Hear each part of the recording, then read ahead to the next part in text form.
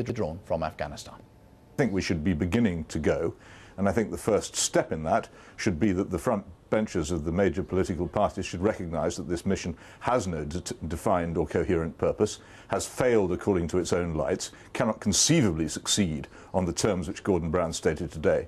The idea that we can clear Afghanistan of corruption is as realistic as imagining we can drain the Pacific with a teaspoon, nor can we turn that country into a democracy. All the other excuses and pretexts dreamt up for it are equally invalid. It's time we started thinking about going, just as the Canadians have done.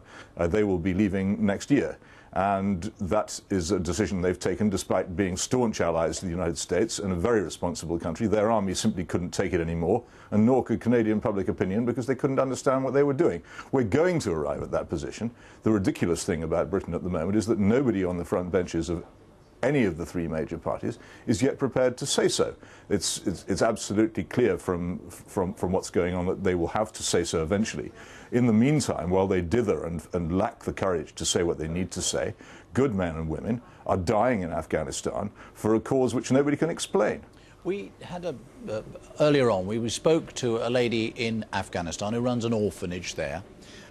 She said that British troops had made a great deal of difference and that corruption could be got on top of. She was quite sure about that. I mean, we're talking now very much from the perspective of this country, aren't we? But surely there have been some gains in this, Mr. Hitchens? Well, of course there are gains. Just as when you mow the lawn, the lawn after you've mown it is for a while mown, but then it grows again. If you put your fist into a bucket of water, your fist occupies the space that's in there, but then you have to go. We aren't physically capable of remaining in Afghanistan forever. We will have to leave sooner or later, and the simple question is when we're going to do so. Afghanistan's development into whatever it's going to be is actually probably going to be speeded up if foreign interference comes to an end. This country has been the object of foreign interference now for more than 30 years, and none of it has led to anything better than there was before. I think the chances of the development of some kind of responsible, stable government will be much, much better if great powers stopped sending their forces into Afghanistan and pretending they could influence events. I've no doubt that individual British soldiers and individual aid workers can do a great deal of good in the small areas in which they operate.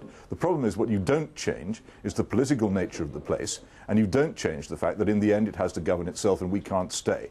So why do we linger while we work out exactly how politicians can cover themselves for having made a grave mistake? That's the only political position we're in at the moment. The reason for the dithering is that our political leaders know they've made a mistake, and I think Gordon Brown's words about corruption may be a sort of smokescreen designed to begin a shuffle towards the exit.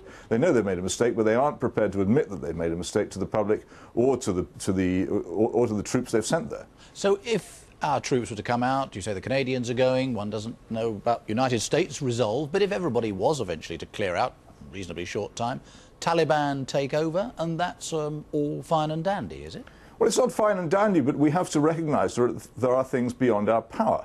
And the people of Afghanistan, sooner or later, are going to have to determine their own future. We talk about the Taliban as if it was some kind of simple, monolithic organisation. So far as I know, President Karzai used to be an associate of the Taliban. The Taliban was supported by the intelligence service of Pakistan next door. The Taliban are in many cases related to the people whom we supported in their battle against the Soviet Union. It's not a clear-cut thing, Taliban hopelessly bad, we can't let them run the country. Whoever does end up running Afghanistan, the Taliban will be included in their numbers. And to pretend that we can prevent that from happening by sending a few thousand troops into Helmand province seems to me to be absurd. We can't do that. We haven't the power to control the political direction of Afghanistan. President Karzai, whom we support, actually controls a very, very small area, not much beyond the limits, the city limits of Kabul, and hides behind, as far as I know, 7 separate layers of security in his own capital city. It's wholly artificial. It can't be sustained. We're going to have to go sooner or later. Why not sooner? That was Peter Hitchens of the Mail on Sunday. Now, time to take a look at the business news with